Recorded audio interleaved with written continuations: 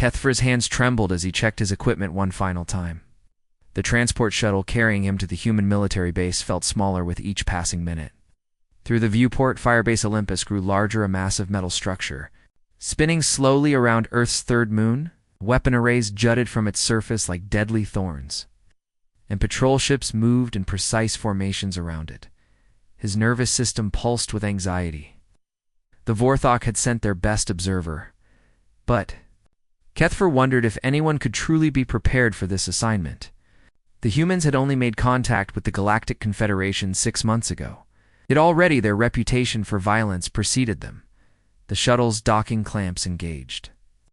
With a metallic thud that echoed through his bones, Kethfer activated his neural translator and stepped through the airlock. The atmosphere hit him immediately, thick with the scent of metal, oil, and something else he couldn't identify. Something that made his skin prickle with instinctive fear. 3 humans waited in the docking bay. The first stepped forward with military precision. Commander Taman Park stood tall and rigid, his dark eyes scanning Kethfer like a predator, sizing up prey. His uniform bore insignia Kethfer didn't recognize, but the way other humans deferred to him spoke volumes about his authority. Observer, Kethfer Park said, his voice carrying an edge that the translator couldn't quite soften. Welcome to Firebase Olympus. I'm Commander Park, your liaison during this cultural exchange. The female beside him smiled, but the expression sent chills down Kethfer's spine. Lieutenant So Young Kim appeared younger than Park, yet something in her eyes suggested she had seen things that would break most beings.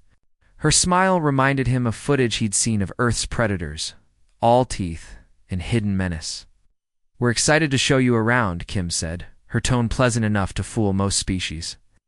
But Kethfer's people had evolved enhanced empathic abilities, and he could sense the violence that simmered beneath her civilized exterior. The third human remained silent, leaning casually against a weapons rack. Sergeant Dongwook Lee's relaxed posture contrasted sharply with the brutal scars covering his exposed arms. Burns, cuts, and what looked like projectile wounds created a roadmap of violence across his skin. When he finally spoke, his voice carried the weight of someone who had faced death repeatedly and walked away. Hope you've got a strong stomach, Observer, Lee said with dark amusement. Some of our training methods can be ... intense. As they walked deeper into the facility, Kethfer noticed details that made his skin crawl. Corridors weren't just functional, they were designed to intimidate. Weapon displays lined the walls, each more terrifying than the last. Projectile weapons that could pierce starship hulls, energy weapons that could vaporize entire city blocks, and devices whose purpose he couldn't even guess. These projectile weapons seem excessive, Kethfer observed, stopping before a display case filled with rifles. Each weapon looked capable of killing dozens of beings with a single magazine. Lieutenant. Kim's laugh echoed off the metal walls, a sound like breaking glass. Oh, these are just training weapons. Basically toys compared to what we keep in the real armories. Would you like to see those too? The casual way she mentioned more powerful weapons made Kethfer's stomach turn. His species had achieved interstellar travel using meditation techniques and philosophical advancement. The Vorthok's last conflict, a minor dispute over asteroid. Mining rights had been resolved through careful negotiation and compromise. No one had died. No one had even been injured. They entered what the humans called a simulation chamber, and Kethfer's world changed forever.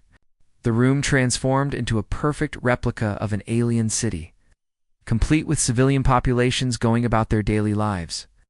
Human soldiers moved through the simulation with terrifying efficiency, but they weren't just targeting military installations. Kethfer watched in growing horror as the human forces systematically destroyed water treatment plants, leaving millions without clean drinking water. They targeted food distribution centers, ensuring starvation would follow. Schools, hospitals, cultural centers, nothing was spared from their calculated destruction. This isn't warfare, Kethfer whispered, his voice barely audible. Oh, this is genocide. It's comprehensive victory, Commander Park corrected, his tone matter-of-fact.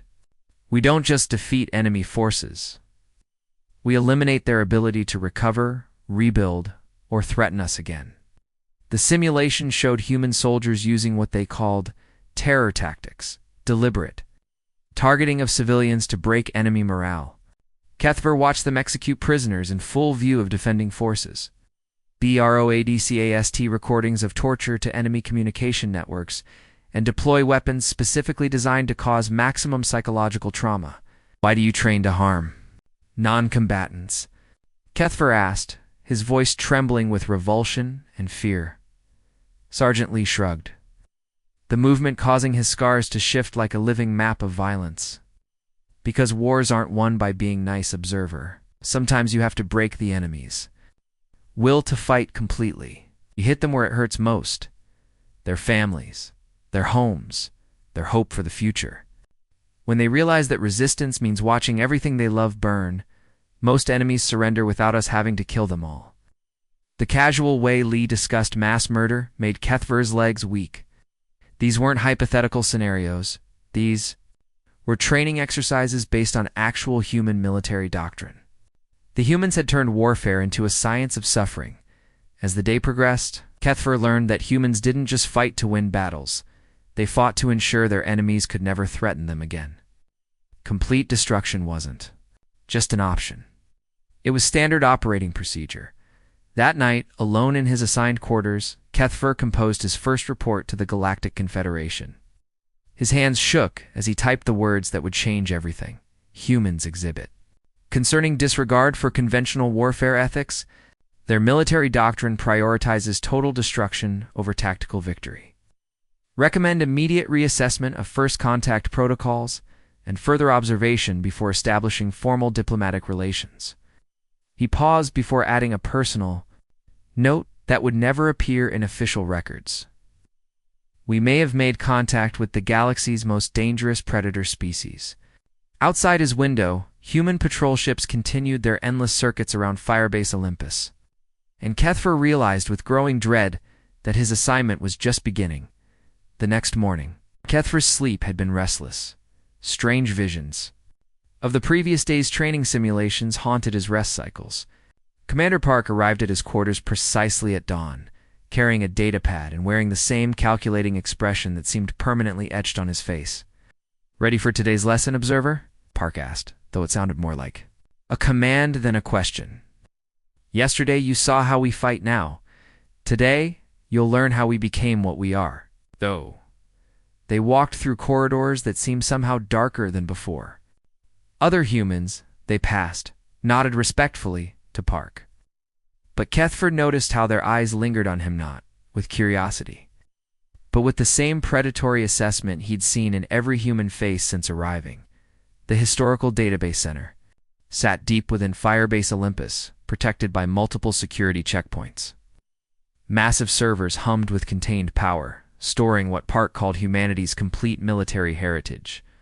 The chamber itself felt like a tomb, filled with the ghosts of countless conflicts. You wanted to understand human warfare? Park said, his fingers dancing across a complex control panel.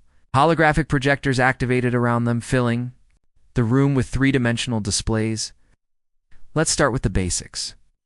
The first image materialized in front of Kethver, primitive humans covered in fur and animal skins, wielding crude stone weapons. But even in this ancient display, something unsettling caught his attention. These early humans weren't just hunting animals for food. They were organized, coordinated, and working together to bring down creatures many times their size. Early humans fought with stones and sticks, Park explained, manipulating the display to show various primitive weapons. But we learned quickly that cooperation and superior tactics could overcome any physical disadvantage. The display shifted through time like a nightmare slideshow. Medieval humans in metal armor, swinging swords and axes with brutal efficiency. But what disturbed Kethver most was the systematic nature of their violence. These weren't random acts of aggressions. They were calculated military campaigns designed to conquer and control. Notice the evolution, Park said, pointing to a massive siege engine hurling burning projectiles at a city. We didn't just develop better weapons. We developed better ways to use them. Psychology, strategy, logistics, every aspect of warfare became a science. The images jumped forward to industrial-era conflicts, and Kethver gasped at the sheer scale of destruction. Massive machines rolled across battlefields, spewing death with mechanical precision. Artillery bombardments turned entire landscapes into cratered wastelands. The humans had mechanized murder itself. Then came footage that made Kethfer's blood freeze. Global conflicts that consumed entire continents, involving millions of soldiers and affecting billions of civilians. The display showed something called World War II, and the casualty numbers appeared in stark holographic text. 60 million dead. 60 million, Kethfer whispered, his voice barely audible above the humming servers. Your entire species numbers, only 8 billion. You killed. Nearly 1% of your population in a single conflict? Park's expression didn't change, but Lieutenant Kim chose that moment to enter the chamber, carrying additional data files. Her smile was as unsettling as ever when she heard Kethfer's question. Actually, Kim interjected, her voice carrying a tone of almost academic interest. That was just one war. We fought another major global war 20 years earlier that killed about 20 million. Plus dozens of smaller regional conflicts happening simultaneously. Some historians estimate we lose about 3% of our population to warfare every century. The casual way she discussed mass death made Kethfer's legs weak.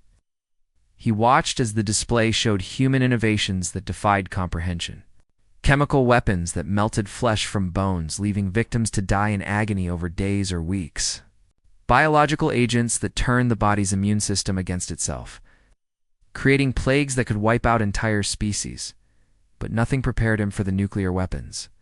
The display showed cities vanishing in blinding flashes of light, placed by mushroom-shaped clouds that rose like monuments to destruction. The aftermath footage revealed landscapes transformed into radioactive deserts where nothing would grow for generations. These weapons, Kethfer pointed with a trembling appendage, they can destroy entire planets. It's not quite, Park corrected. With scientific precision, the ones shown here could only eliminate large cities. Our modern nuclear arsenal could sterilize all life on a planet, but the planet itself would remain intact. Very important distinction for post-conflict resource extraction. The matter-of-fact way Park discussed planetary genocide made Kethfer physically ill. But the display continued, showing weapons that seemed designed specifically to maximize suffering rather than achieve quick victory. This weapon burns people alive, Kethfer observed, watching footage of napalm strikes that turned forests into infernos. Very effective against entrenched positions. Park nodded approvingly. The psychological effect on survivors is often more valuable than the immediate casualties. When enemy forces see their comrades burning alive, their morale collapses completely. Kim activated another section of the database, revealing what she called psychological warfare innovations. Kethfer watched in horror as humans demonstrated deliberate attempts to drive enemies insane through terror. They broadcast recordings of tortured prisoners over enemy communication networks. They dropped leaflets showing photographs of mutilated bodies. They even weaponized music and sound, using sonic frequencies that could cause permanent mental damage. You developed weapons specifically to cause insanity? Kethfer asked, his voice cracking with disbelief. Fear is often more effective than death, Kim explained with academic detachment. A dead enemy stops fighting, but a terrified enemy spreads panic to others. One properly applied psychological operation can neutralize entire armies without firing a shot.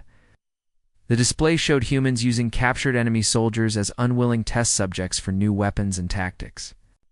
They studied the breaking points of different species, cataloged which forms of suffering were most effective against various psychological profiles, and developed torture techniques that could extract information while keeping subjects alive indefinitely. Your species seems to enjoy causing pain, Kethfer observed. Though he immediately regretted saying it aloud, Kim paused, considering his words with the same careful attention she might give to a tactical problem. Joy?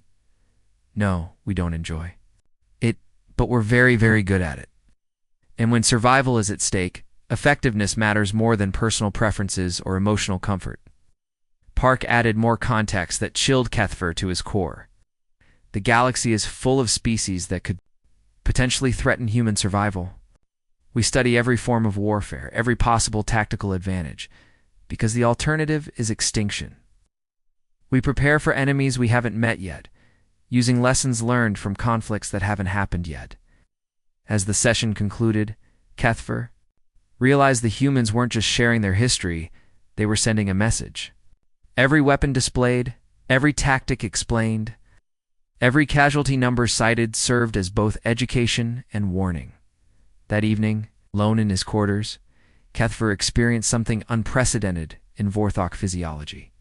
His sleep cycles filled with vivid, terrifying dreams, burning cities, screaming civilians, and the endless creativity humans displayed in finding new ways to destroy their enemies.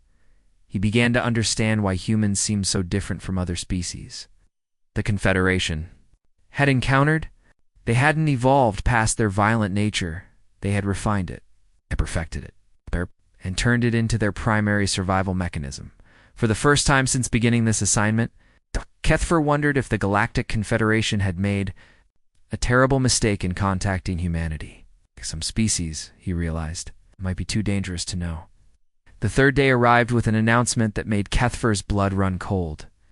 Commander Park appeared at his quarters before dawn, wearing full combat gear and carrying additional equipment. "Today, you'll observe a live training exercise," Park announced, equating his voice carrying an edge of anticipation that disturbed the Vorthok observer. "Yesterday, you learned our history. Today, you'll see our current capabilities in action." They walked through sections of Firebase Olympus that Kethfer hadn't seen before.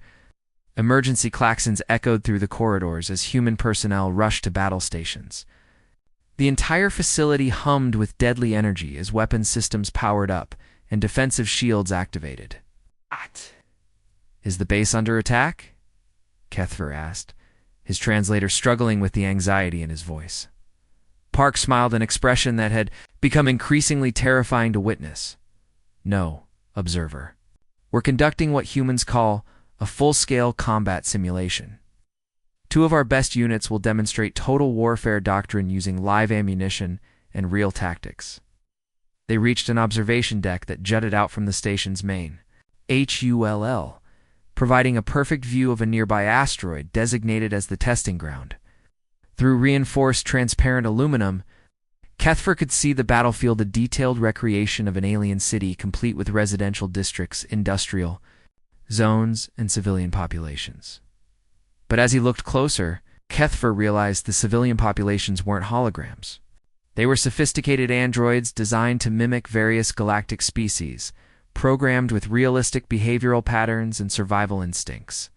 "Those look remarkably like actual beings," Kethfer observed, his voice tight with apprehension. "They're designed to provide maximum training realism," Lieutenant Kim explained, joining them on the observation deck.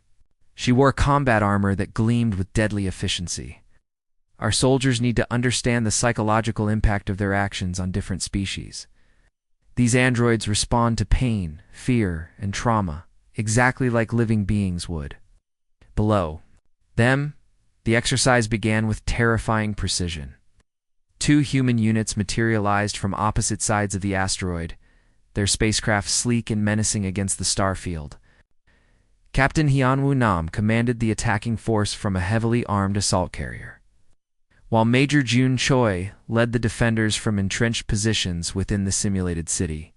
Kethfer watched through high-powered telescopic displays as the battle unfolded with brutal efficiency. But what horrified him most was that the attacking force didn't simply engage military targets.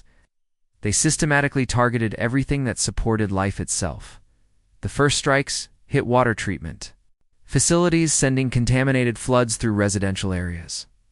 Android civilians fled in panic as their water supply turned toxic.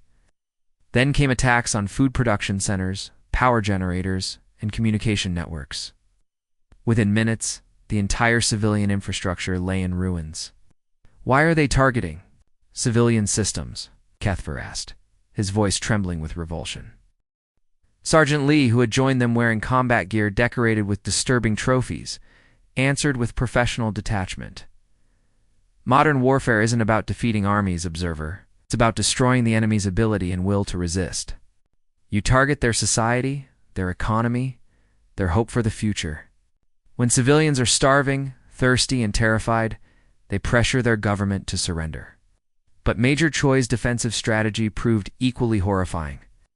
Through the telescopic displays, Kethfer watched her implement what the humans called scorched earth tactics.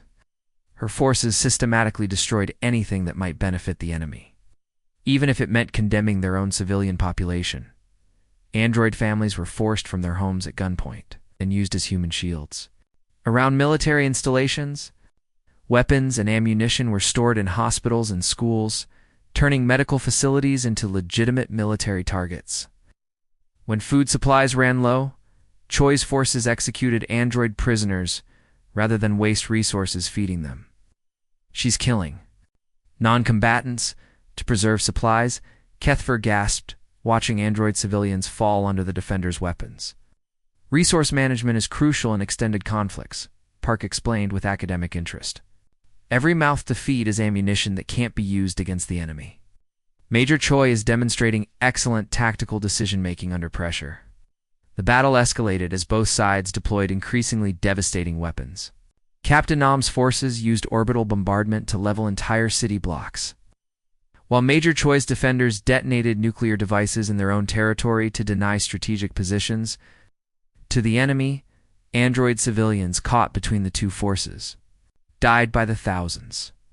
The telescopic displays showed them fleeing through streets filled with rubble and corpses, their programmed terror responses indistinguishable from actual fear.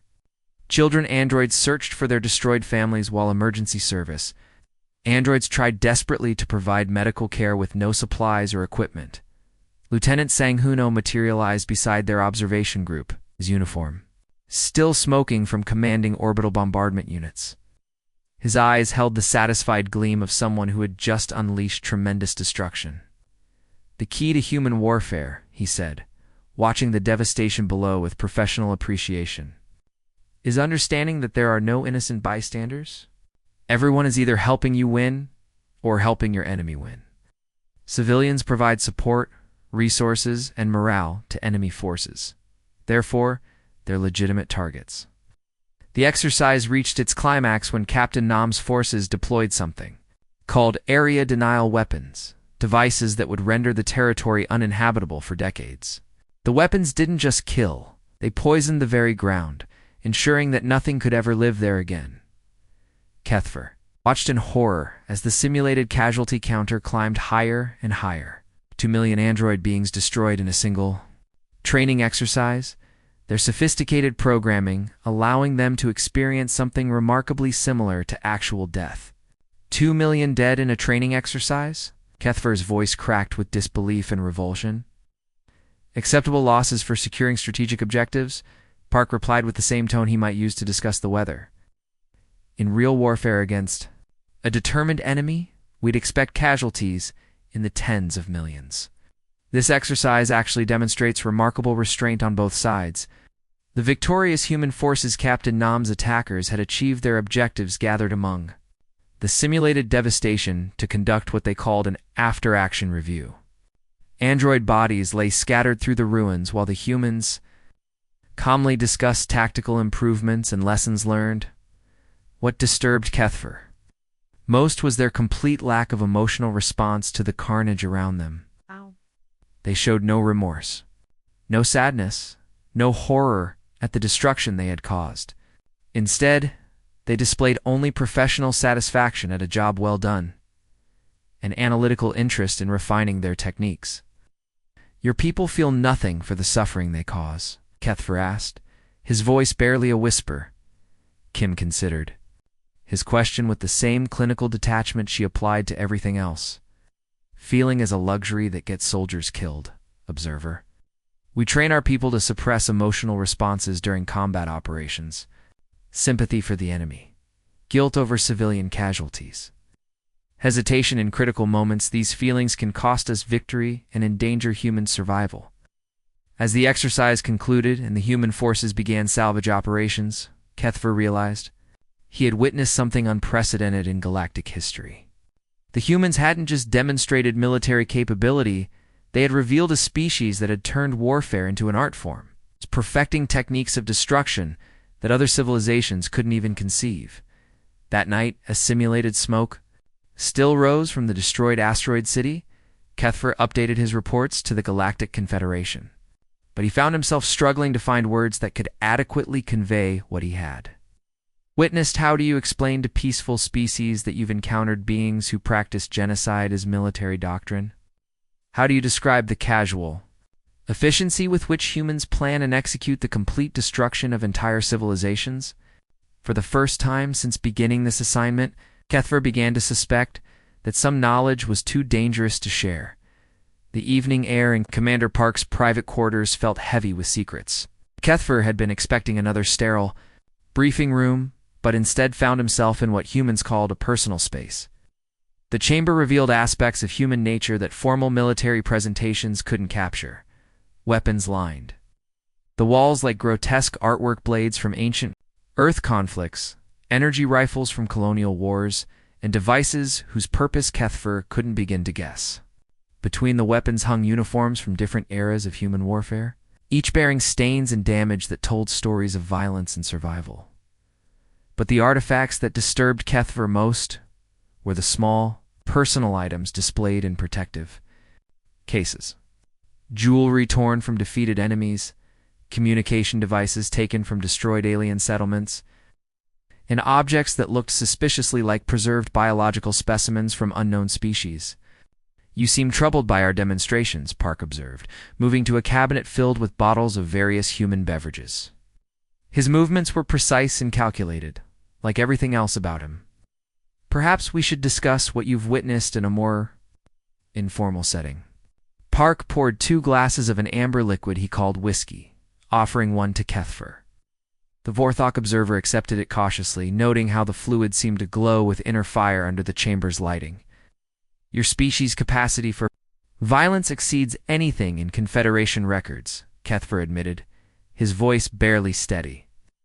The weapons, the tactics, the casual acceptance of massive casualties, it's beyond our understanding. How did you evolve into such efficient killers?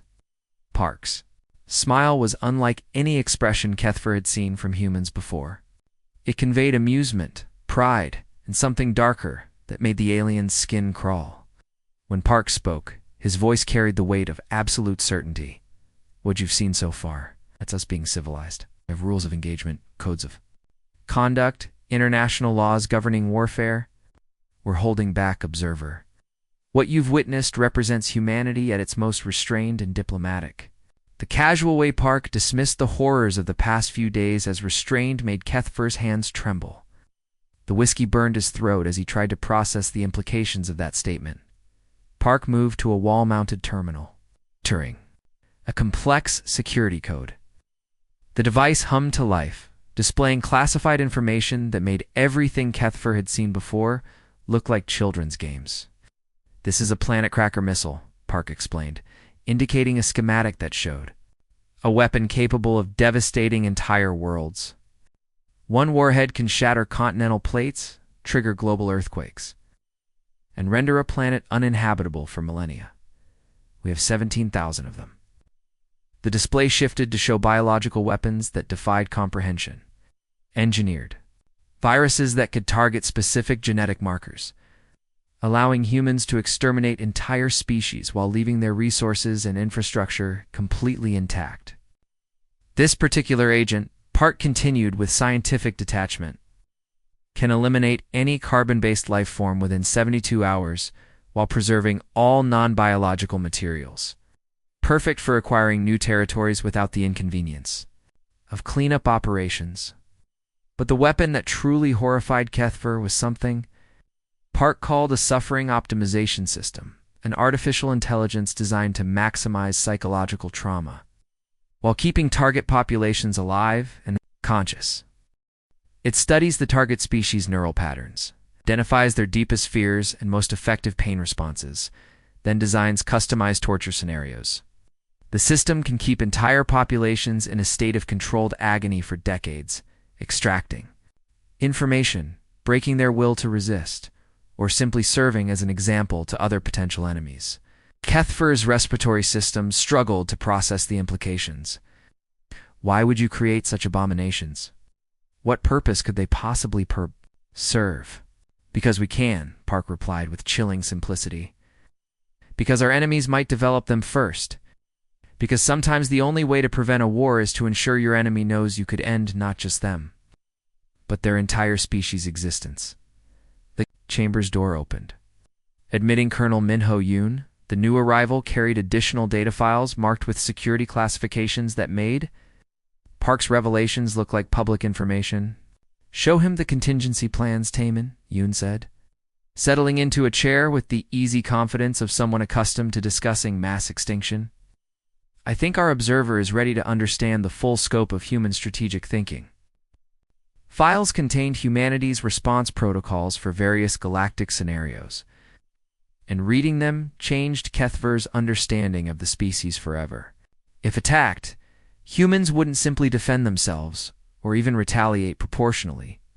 They would hunt down and systematically exterminate every member of the aggressor species, along with any allies, supporters, or even neutral parties who failed to actively assist in the extermination effort. The plans were terrifyingly comprehensive. Humans had already identified potential weak points in every known galactic species' biology, psychology, and social structure. They had developed targeted weapons, infiltration strategies, and psychological warfare techniques specifically designed for each member of the Galactic Confederation.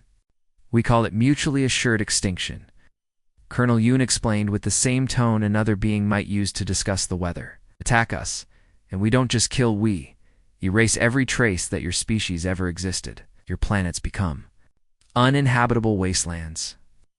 Your culture disappears from all records. Your history gets deleted from galactic databases. Future generations won't even know you existed.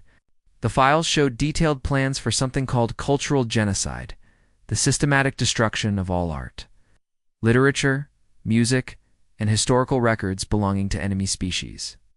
Humans had developed techniques for rewriting galactic history, ensuring that defeated enemies would be forgotten completely. But why? Kethver whispered, his voice breaking with horror and disbelief. Why such absolute destruction? Why not simply defeat your enemies and move on? Park leaned forward, his eyes reflecting the cold light of the terminal displays. When he spoke, his words carried the weight of species-wide conviction. Because peace, observer, is only possible when war is too terrible to contemplate. Potential enemies know that attacking humanity means the complete annihilation of everything they are, everything they were, and everything they could ever become. They choose peace instead. Colonel Yoon added context that chilled Kethver to his core. We've studied galactic history, observer. Every species that achieved peace through negotiation and compromise eventually faced enemies who exploited that peaceful nature.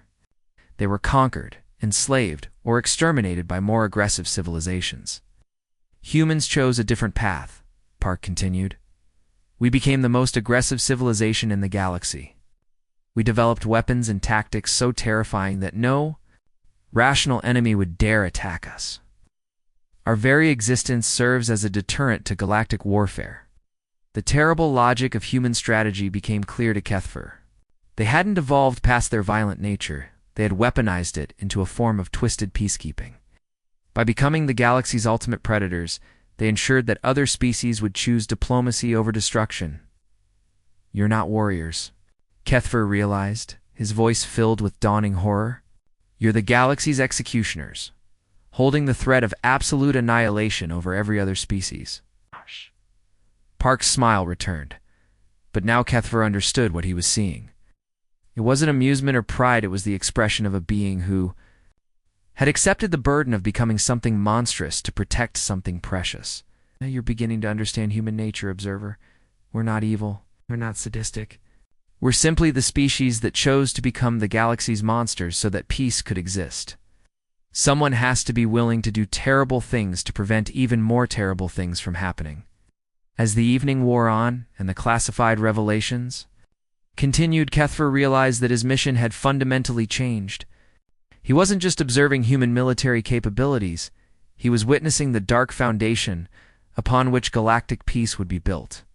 The humans weren't just another species joining the Confederation. They were becoming its guardians, its enforcers. And its ultimate threat, the most terrifying part, was that they were probably right about the necessity of their role. The departure from Firebase, Olympus felt like escaping from a nightmare that had become reality. Kethfer's transport ship, a sleek, Vorthok diplomatic vessel, pulled away from the human military installation with what felt like desperate urgency. Through the viewport, he watched the fortress shrink against the starfield, its weapon arrays. Still tracking his ship until it passed beyond their effective range, his hands trembled as he activated his personal recording system. 2 reports waited to be transmitted to the Galactic Confederation. It's telling a vastly different story about humanity's place in the galaxy. The official report read like a standard diplomatic assessment. Human military capabilities were described in clinical, technical terms. Their weapons systems were cataloged alongside those of dozens of other species. Recommendations for trade agreements, territorial negotiations, and cultural exchanges filled pages of bureaucratic language designed to facilitate peaceful contact. But the classified addendum told the real story. The species designation human should be reclassified from emerging civilization to existential threat, Kethfer wrote, his recording device capturing the fear in his voice. These beings have not evolved past their predatory nature. They have weaponized it into an art form that surpasses anything in our galactic databases. During the long journey home, Kethfer reviewed hours of recorded conversations with human personnel. Each recording revealed new layers of terrifying insight into the human psyche. Captain Wu Genesio had casually mentioned their species' tendency toward overkill, ensuring threats were eliminated so thoroughly they could never resurface. Even across multiple generations. We don't just defeat enemies, Sio had explained, while showing Kethfer through a weapons manufacturing facility. We eliminate their capacity to ever threaten us again. Their technology, their knowledge, their genetic lines, everything that made them dangerous gets permanently removed from the galaxy. Lieutenant Hyjin Park had been even more disturbing in her casual acceptance of mass casualties. During a tactical briefing, she had explained human concepts of acceptable collateral damage that included the deaths of billions of non-combatants. If saving one human life requires destroying an entire enemy planet, Park had said with the same tone she might use to discuss the weather, then that's an acceptable trade-off. Our species' survival takes priority over all other considerations. The conversation that haunted Kethfer most was his final exchange with Sergeant Jae-Soon Kim, scarred veteran who had served in human conflicts on 12 different worlds. Kim's words revealed the true depth of human paranoia and preparation. The thing about humans, Kim had said while cleaning weapons that could vaporize starships, is that we never really stop fighting. Even when we're at peace, we're preparing for the next war. We study our allies for weaknesses, develop contingency, plans for betrayal, and always assume that someday we'll have to kill everyone we're currently calling friends.